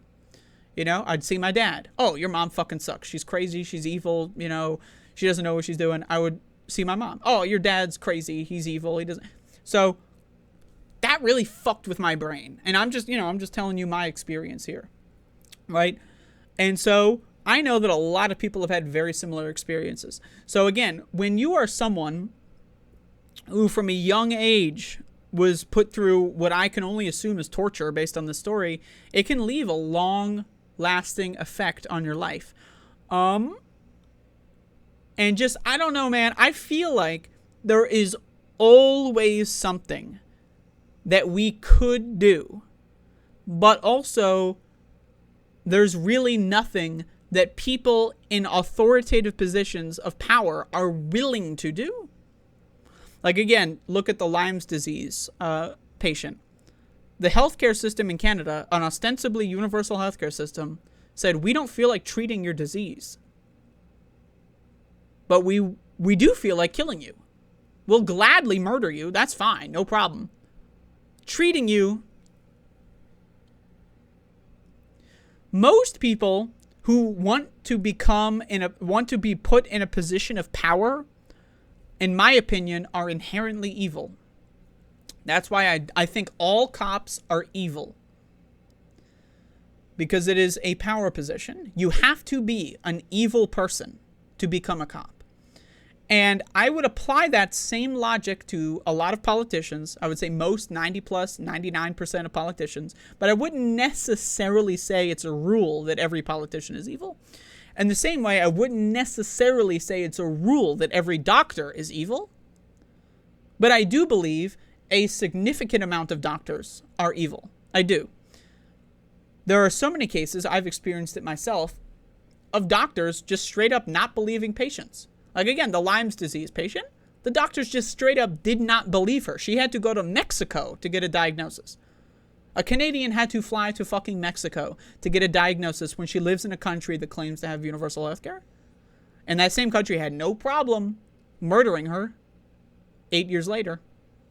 Right? So, again, these are, like, you know, the world is some crazy ass shit. It's being depressed in this world, I mean, totally reasonable. Again, as I've laid out, society is fucked.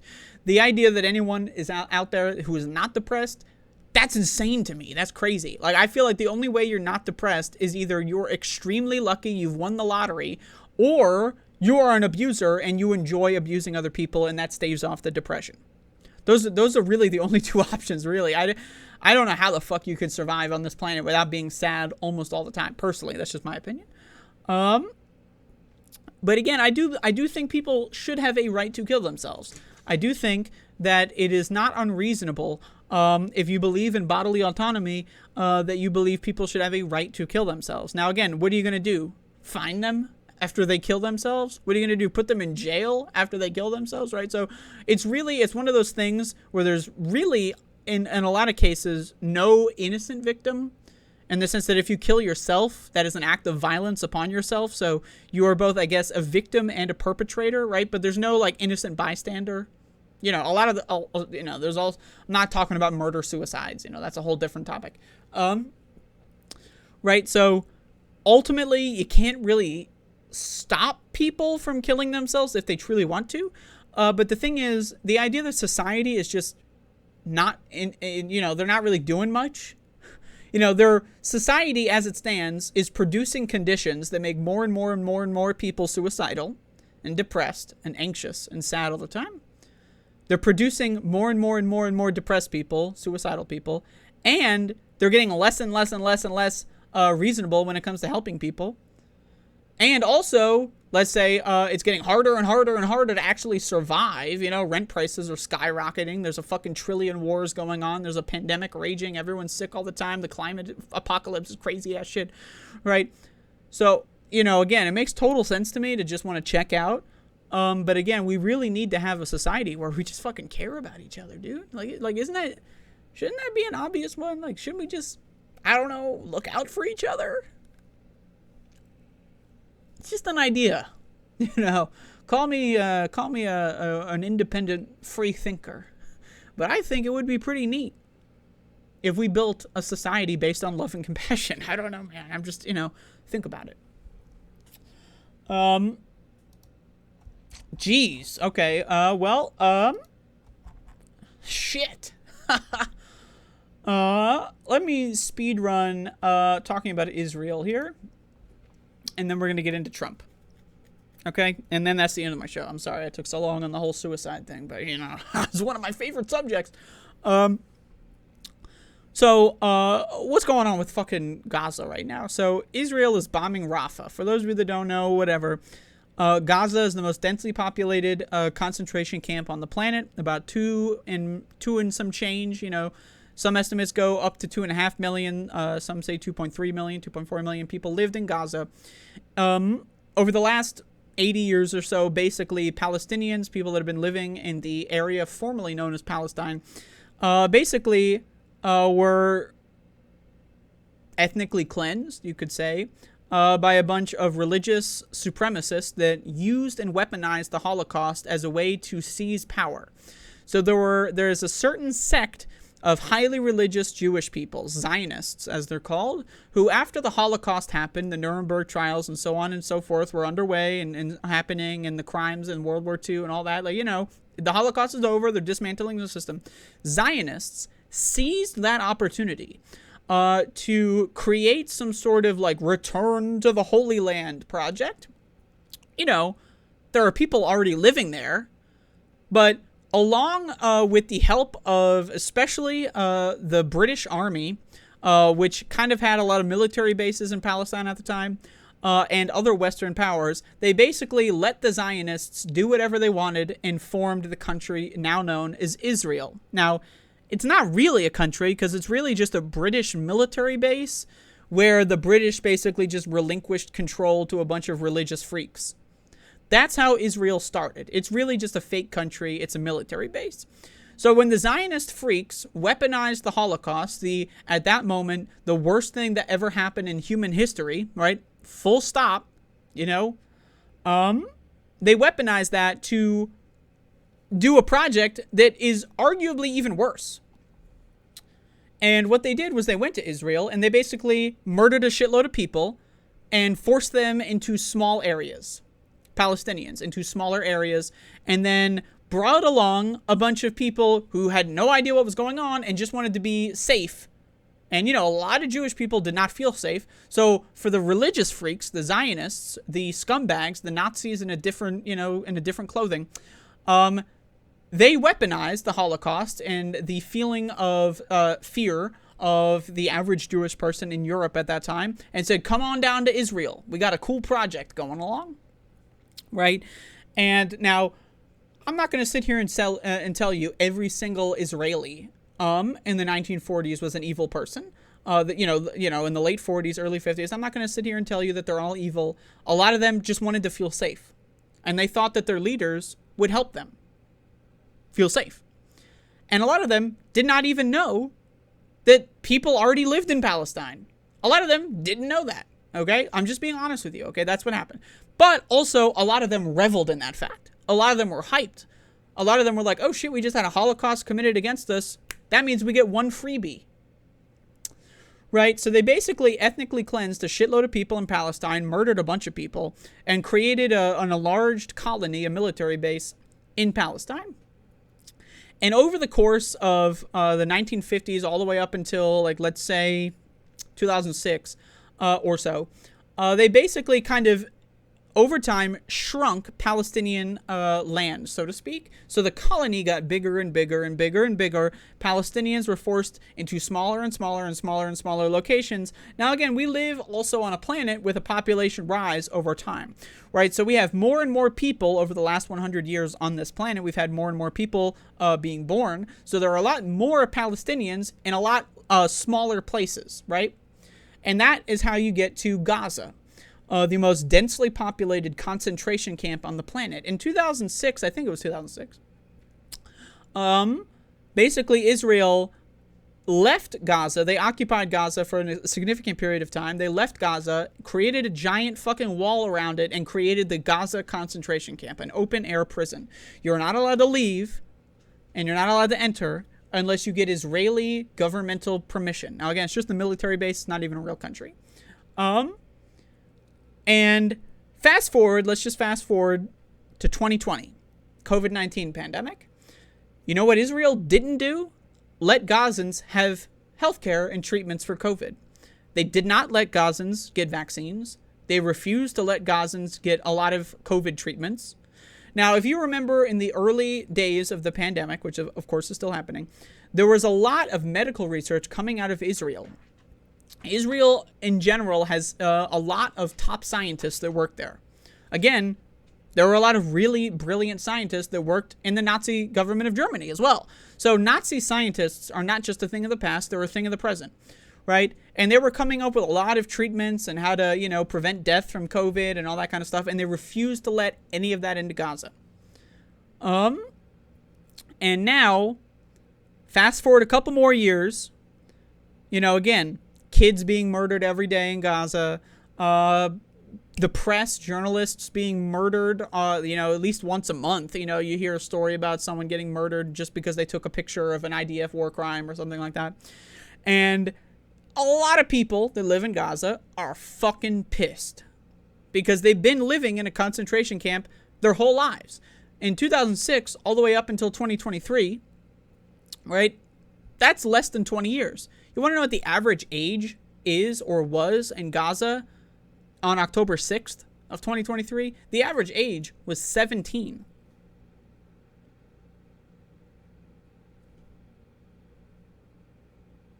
There wasn't any elections in Gaza since 2006 where they elected Hamas to govern them. And Hamas is basically the political party, but they also have a militant wing of the political party. And so now, there hasn't been an election since then. So the average person in Gaza has been unable to vote, not just because they're not 18, but because there hasn't been an election in their whole lifetime. They've lived in a concentration camp their entire lives. And there is a militia that is basically saying, all right, enough is enough. We're going to get out of the concentration camp.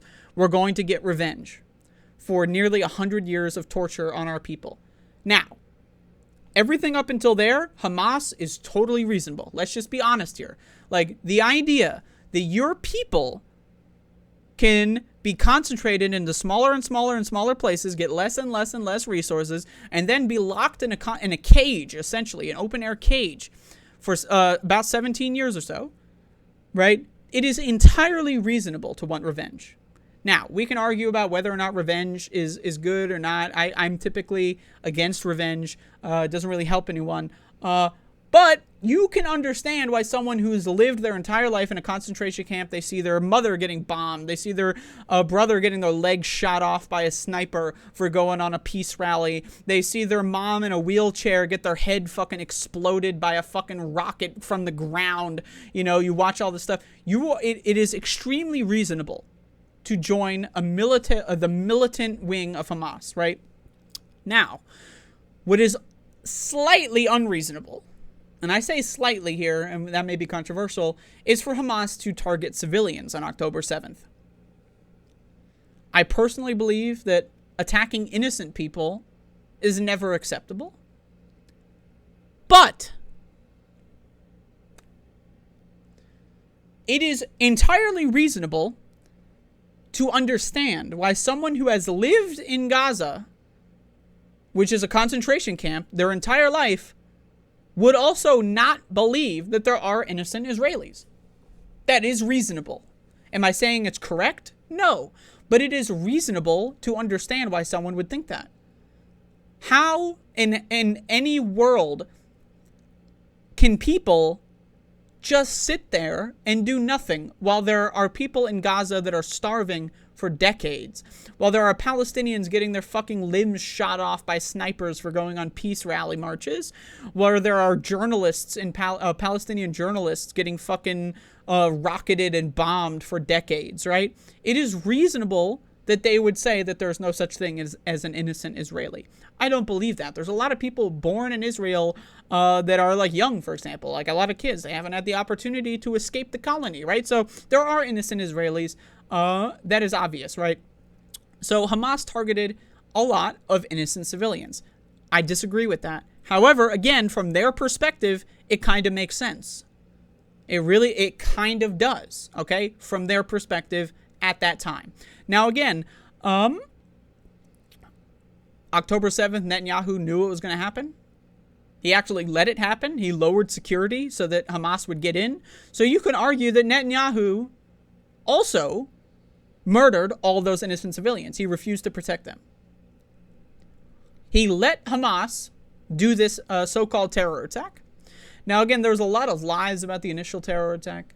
1,500 dead Israelis. Turns out at least 700 of them were actually IDF soldiers. And also, it turns out a lot of the IDF soldiers killed a lot of the innocent Israelis. So a lot of the innocent Israelis that were killed that day were by the IDF. Just indiscriminately shooting into like the festival or whatever, just murdering anyone that they could see walking, which included a lot of their own civilians. So the death count from this so-called terror attack is highly inflated. Okay, it is highly inflated. And since then, we all know really what's been going on. Absolute and unrelenting genocide. Israel basically said, if you're in North Gaza, we're going to kill all of you. Go to South Gaza. Oh, if you went to South Gaza, we're going to kill all of you too. Go to Rafah, which is basically at the southern tip of Gaza. And then Israel was like, all right, let's just fucking kill everyone in Rafah. They launched a bunch of military strikes. Killed dozens and dozens and dozens and dozens, hundreds of kids. I recently saw a report that Gaza has the current world record for the most amputees that are under the age of 18. The most children that have had limbs amputated in any location on Earth, currently in Gaza. Right? And so it's really fucking bad. It's really bad. Now Netanyahu is saying he's going to go to war with Hezbollah and Lebanon. The United States is sanctioning the International Criminal Court for saying, hey, we don't like genocide. The ICC says genocide is bad. If you commit genocide, we would like to arrest you. We won't actually arrest you. We're not going to do anything about it. We're not going to go and invade Israel because we don't have an army. But we would like to arrest you. Of course, we're not going to do anything about it. We're a bunch of feckless little bitches. We're not going to do shit about it. But we would prefer if you were arrested. And the U.S. government sanctioned the ICC. Isn't that insane? Do we live in this timeline? So there's your Israel update. It's really fucking bad, okay? It is extremely fucking bad. I've seen estimates anywhere that have said, I think the lowest estimate that I've seen that I consider relatively accurate is 50,000 deaths. Of course, there are millions of people that are permanently disabled. And I think it was like 2.1 million people have had their houses permanently destroyed, just destroyed. They're gone. They're fucking gonzo, okay? There's no more homes. So they're displaced. And so they're starving to death because food is not allowed in. Israeli soldiers are targeting aid workers. They're targeting, any sorts of ways to get food into Gaza. There's all sorts of videos of IDF soldiers just raiding a bunch of aid shelters and then destroying the food, shooting barrels of flour and stuff like that. And really, my personal opinion is there are only two outcomes. Israel ceases to exist. Every single person in the Israeli government is tried at The Hague and sentenced to prison for the rest of their lives, at the very least. Or every Palestinian is murdered and Palestinians go extinct. Those are the only two options I see. Are we really going to sit here and just say, oh, they're going to do a ceasefire and then let Gaza rebuild itself? Is Israel going to help Gaza rebuild? Or are they just going to say, make a house out of rubble like it's Fallout? That's not acceptable. So I don't really consider that to be a likely option really at all. And really, that's the other thing too, is that if Israel continues to exist in its current form and they do not commit a full-scale genocide of Palestinians, we're only going to see this conflict get worse because Palestinians, rightfully, are going to want to have revenge for what's been going on. So it's just going to be an infinite feedback loop until either all the Palestinians have been removed from planet Earth or the Israeli government is completely dismantled, full stop. And now, obviously, you know which one I support. I support the Israeli government being completely dismantled. I personally support all the government officials, all the politicians and so forth being tried at The Hague. I would also go as far as to say that a lot of Israeli civilians who are settlers, and you're seeing a lot of Nazi violence in places like the West Bank, which does not even have Hamas. Nazis are in droves doing pogroms in the West Bank. Hundreds and hundreds and hundreds of Palestinians have been killed, murdered by Nazis in the West Bank just because they're Palestinian. They didn't do anything. There's no Hamas in the West Bank. There's no, they're just trying to live their lives, and they're even being murdered because all Palestinians are evil according to the Nazis, right? So you're going to need to do something about those guys. Does that mean you get rid of every Israeli? I don't think so. I think there's a lot of people that could relatively easily coexist. in the Israeli population and the Palestinian population. But also, you're going to have to do something. Because we saw what happened in the United States when it comes to the end of slavery. He didn't do anything about the slave owners. He didn't do anything about the racists. At the end of the Civil War, what did we do? Forgive and forget. Forgive and forget. And we still have so many goddamn problems nearly 200 years later, right? So we're going to have something happen where we need to have some sort of scenario where we can find ways to just get rid of all the Nazis in Israel. Full stop. That's what we need to do. Now, do I think that any of that is going to happen? No. I think the most likely outcome here is that every Palestinian gets wiped off the map. I think that we are going to see a complete and total genocide. That's what I think is going to happen. That's what I think is the most likely outcome. And we're also possibly even seeing a wider war in the Middle East. I wouldn't necessarily say that that's the most likely outcome, but we could see it. Israel, despite what they say, definitely has nuclear technology. They've threatened to go to war with Lebanon. They tried to go to war with Iran a little bit ago, but Iran showed massive restraint. They're currently going to war with Yemen. They're bombing Yemen. So Israel is trying to basically start a religious war, a holy war. The modern day crusades. That's what they're trying to do here. And the United States is fully supporting it. So, I don't know, man. On that subject, wow! Holy fuck. I mean, this is a hell of a show. We're talking about... I'm gonna have to fucking take a Xanax after this show, man. Holy fuck. And now, with all that being said... I feel kind of bad doing this, but let's just talk about Trump. I feel bad, like, doing a show like this that's like 90 minutes of pain and suffering. Or longer. I don't know how long this was, but this feels like I've been doing this for a while now. And then ending this with the Orange Man. I do feel kind of bad about that, because it's like, I might be laughing here a little bit. But honestly, I mean, I don't know. Well, okay. Half of Americans think Trump's guilty verdict was correct. Should end the campaign. 47% say they think the charges against Trump were politically motivated. Now, reminder, if you've learned anything from my show today, you've learned that Americans, especially humans in general, are really fucking stupid. Now, I'm going to ask you a quick question here. What does politically motivated mean? 47% say they think the charges against Trump were politically motivated. What does that fucking mean?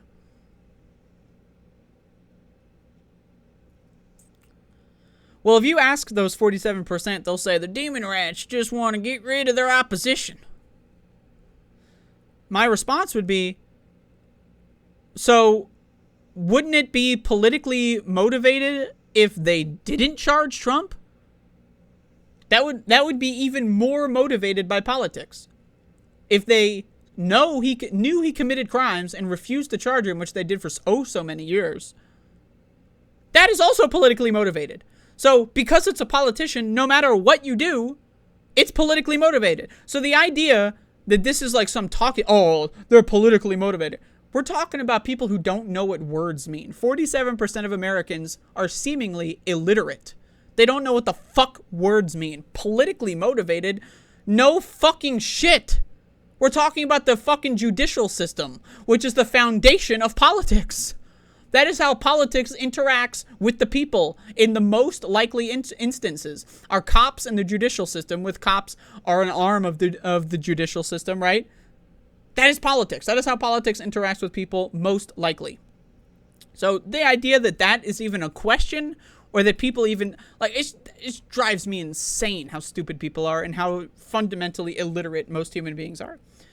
A plurality of Americans, 50%, think former President Donald Trump's guilty verdict on all 34 counts in his hush money trial was correct. Now, only 50%. Now, a lot of people love to say, Republicans are half the country, dude. Republicans are like totally half the country, dude. In reality, Republicans are 20 to 25% of the country. It's just that almost nobody votes. So when it comes to the voting population, they can win elections. They can get over 50% or 45, whatever plurality in elections, because no one fucking votes.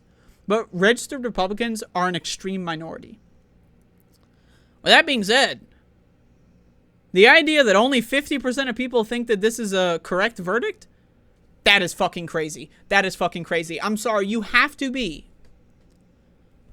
dumber than dog shit to think that Trump is not guilty. I'm sorry.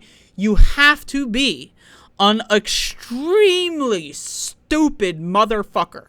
So again, it is not correct to say half the country are Republicans, but it is absolutely correct to say at least half the country are fucking stupid. I say that on my show all the time. I say at least 80 to or 90% of human beings on planet Earth.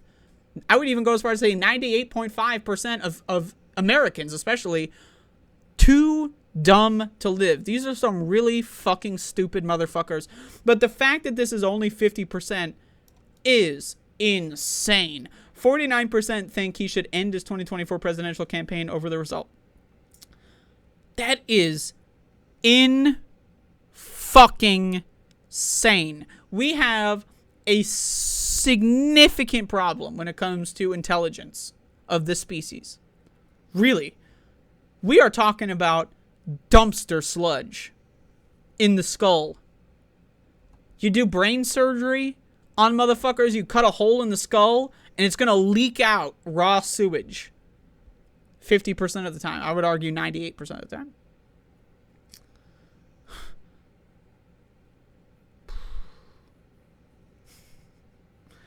Following the historic criminal trial that ended this week in the first ever conviction of a former president, Trump... Now, this is another one. Like, how the fuck is this the first time? I mean, we've had so many presidents that are so fucked up, and this is the first time? The first time? The guy's, like, Andrew Johnson, a fucking, technically kind of pro-union, but also pro-slavery, pro-Confederate in a lot of ways. President that was nearly impeached and convicted in the House and the Senate, but for one dumb fuck. Like, I'm sorry, man. The idea that this is the first president in our history that was actually convicted of anything, and it's for fucking a porn star and paying her off with campaign money, that's insane. I'm sorry. That is fucking... George W. Bush, the Iraq War... fucking Truman and the nuclear bombing of fucking Japan for no reason, mostly civilians. I mean, like, we're talking the fucking Richard Nixon, the war on drugs, like, what the fuck? Lyndon Johnson in the Vietnam War, like, and this is the first time we have a conviction? Are you fucking kidding me, man? Like, this is fucking crazy. And it's for fucking a porn star and paying her off with fucking campaign money.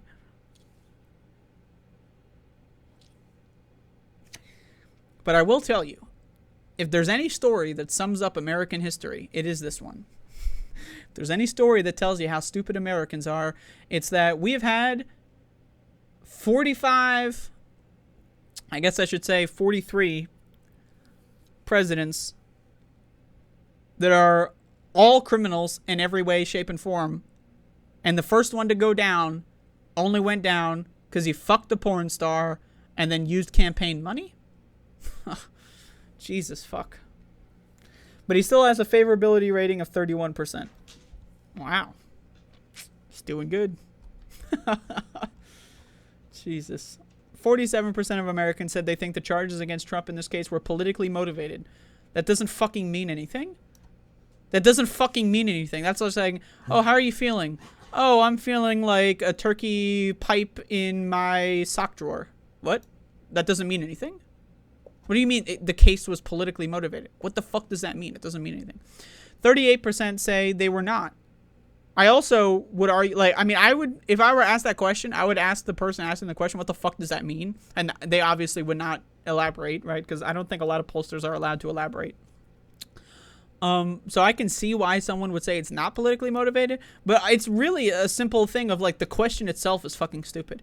At the same time, the slight majority at 51% think Trump intentionally did something illegal in the case. That's another one that's insane to me.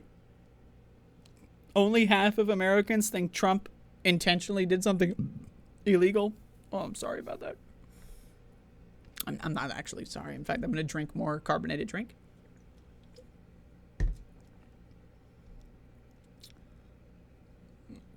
%, think Trump did something wrong, but not intentionally. 19% believe he did not do anything wrong. Now, again, this goes to the true believers. This is like really the raw Republican number that I was mentioning before. The proportion of Americans who say Trump should end his presidential campaign as a result of this verdict is 49%, which is similar to findings from an April 2023 ABC News Ipsos poll conducted shortly after the Manhattan grand jury handed down the indictment against him in the case.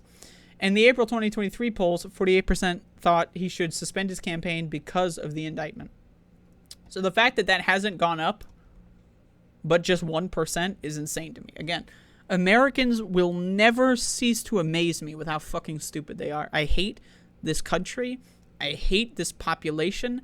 I hate the citizens of this country. And more importantly, I hate the politicians of this country. But I really fundamentally, I hate the people in this country. Because the people create the culture that creates the politicians, ultimately. Now, you can argue it's an Ouroboros and it just goes around and around and around and around, right? But it's like, I really, like a lot of people in my position, like left-wing-ish commentators, will always say, oh, I only blame the government, I only blame the systems. But I'm going to be honest with you. I hate the people here. I hate the people here. The average American is insufferable to be around. That's just my opinion. Now, again, there are so many great people, right? In this world, in this country, there's a lot of great people, right? I've met a couple of them. I haven't met all of them. But by and large, I really just genuinely despise most people.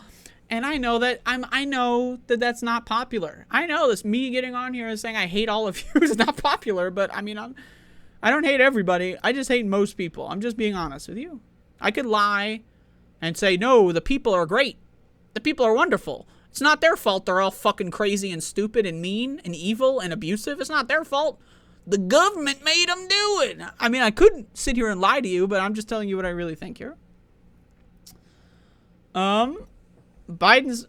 Okay, I just want to play this clip here. Okay, I mean, I want to play this clip.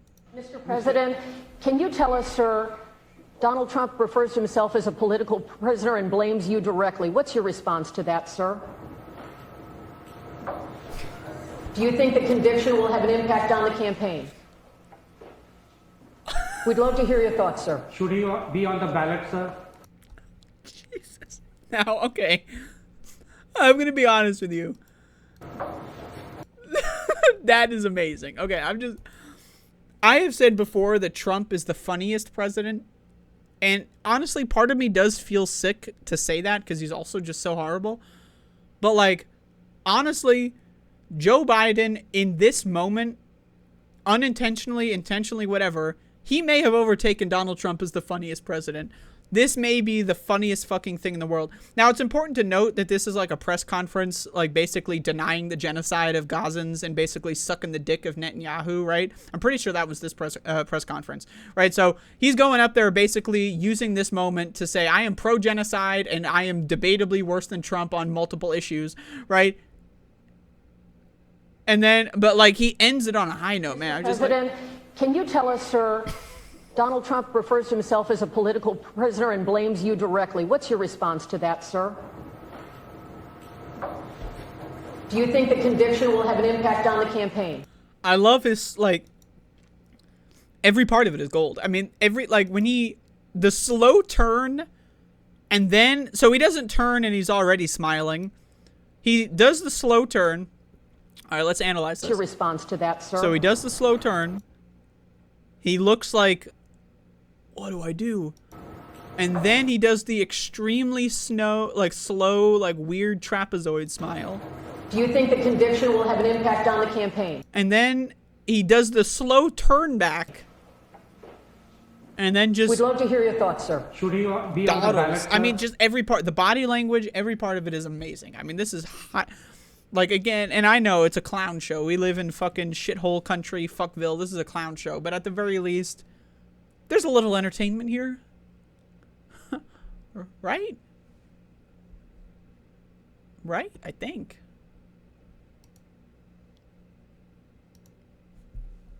was a little bit. Right? Anyway, see you next time, folks.